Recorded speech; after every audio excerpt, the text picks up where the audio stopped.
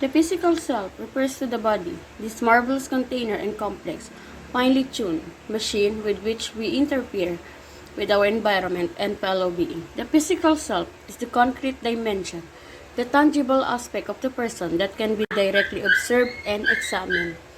Scientifically, however, this important aspect of our self-esteem to have lost somewhere between the Eastern detachment and the Western analytical school. Sigmund Freud's construction of self and personality makes the physical body the core of human experience. According to Freud was the view that the ego is the first and foremost a body ego. However, in spite of Freud's recognition of the centrality of body, his own writing on therapy rarely discussed it. For Erickson, experience is anchored in the ground plan of the body. According to him, the role of bodily organ is especially important in early developmental stage of a person in life. Later in life, the development of physical as well as intellectual skill help determine whether the individual will achieve a sense of competence and ability to choose demanding role in a complex society. For example, healthy children derive a sense of competence as their body becomes longer, stronger, faster, and more capable of learning complex skill. However, as a stage theorist, Erickson is aware of the constant interaction of the body, psychological process, and social forces. He acknowledged the classical Freudian view of fundamental biological drives, but insists that these drives are socially modifiable. According to Skinner, was a staunch behaviorist, and for him, the role of body is primary importance. For Skinner, the term personality and self are mere explanatory fiction, and all there is, the body, however, in spite of this, body never truly interested the Skinner. He treats human being as an open, but certainly not empty box. But Abraham Maslow and Carl Roger, the two most prominent figures of the humanist tradition, have not discussed in detail the role of body in the process of self-actualization.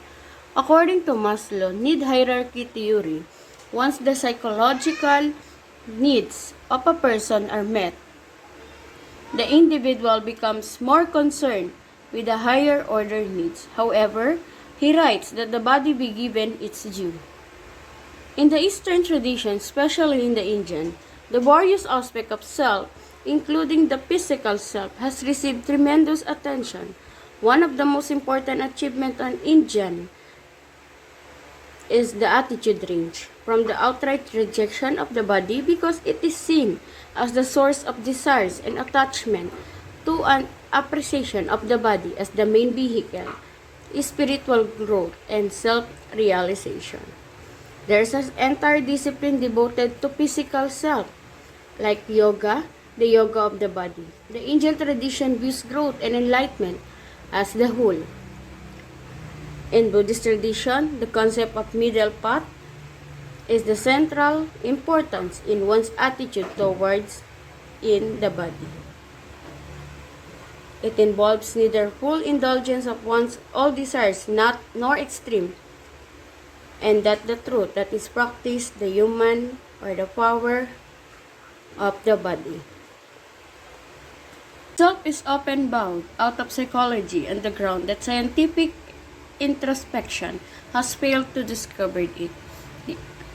The self is indefinable. To define is to assign the object defined to a given class and to distinguish it from other members of the class. At the time of big science endeavors such as the brain initiative and the human connection with goals of mapping everything about the brain is hope understanding how it works.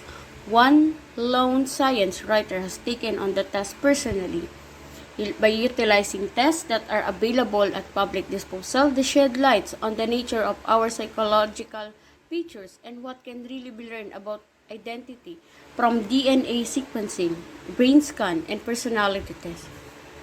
There's a lot of aspect of self, and I think the most important thing that I learned was that self.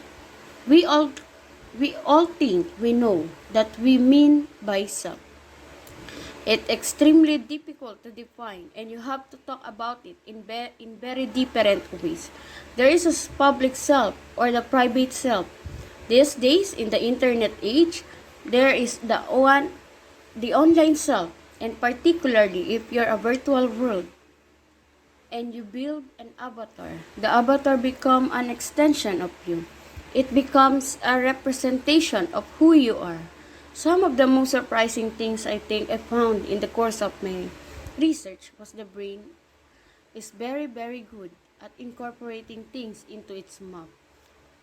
The body, its sense, and what is the part of me, what is else, and what is other. The genetic test tells you a little bit more because it is a personalized code. But we're still learning quite a bit about a genome. When we first mapped the human genome initially, everybody was like, it's certain that one gene, one trait, and how as a simple height. There is a no one helpfully labeled height. When you start getting into behavior and personality tests, traits, this whole idea of one gene, one trait that just does not hold up, and that makes it very, very complicated. The phenomena of genetics, we're now learning that our experience in our lives actually can go back and impact our genetic code.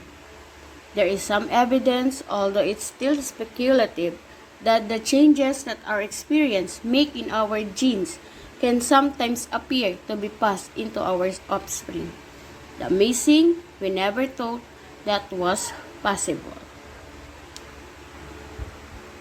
Sexual self-concept refers to the totality of oneself as a sexual being, including positive and negative concept and feeling. According to the theories, sexual self-concept is described a well-known three dimensions: the sexual self-esteem, sexual depression, and sexual preoccupation. Because attachment style moderate one's sense of self in general and one's expectation about the strategies for approaching relationship. Sexual self-concept may be a good indicator of what kind of relationship we tend to get into and how we tend to behave within relationship, with an emphasis on self or sexual satisfaction. Either a typical day, you might interact with family member, friends on social media, have a meeting with a boss or coworker, and talk to someone you're interested in dating. All of these moments and how we feel about ourselves during them make up our social self. A healthy or not so healthy social self will also impact your overall mental well-being and ability to meet life goals. That's because much of our world is social and involve interaction with others. Consider the many areas of life these skills can help with. If you feel more confident, you're more likely to initiate a relationship, interview for a job, or take a new life goal. Feeling comfortable with emotional connection and intimacy can improve relationship and decrease stress and feelings of insecurity. This confidence may also help you set boundaries, stand up for yourself, and ask for help when your needs are not met. Technology and the internet in shaping an individual's social self with emphasis on the use of social media platform and membership in virtual communities.